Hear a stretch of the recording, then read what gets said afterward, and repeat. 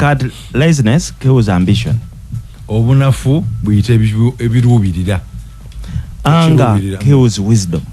Obusungu buyitayitana amagezi ag'okumanya.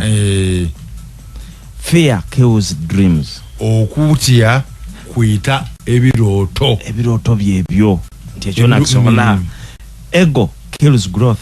Amalala okwemana kuyita okukulaakulana. Jealous kills peace. Ensaalwa eyita emirala. Doubt kills confidence.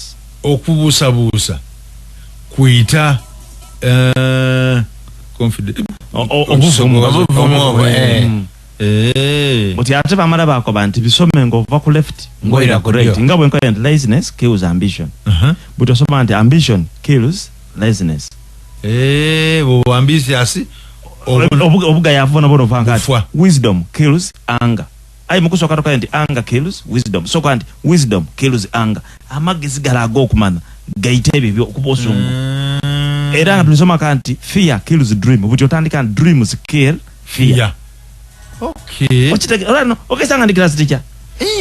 Yakubona kodebo gabwe. Udi akasemba kati. Peace, karaka soka kati. Jealousy kills peace. Yes. Kandi peace kills jealousy. So omuntu yena ngo yoyenda mirala.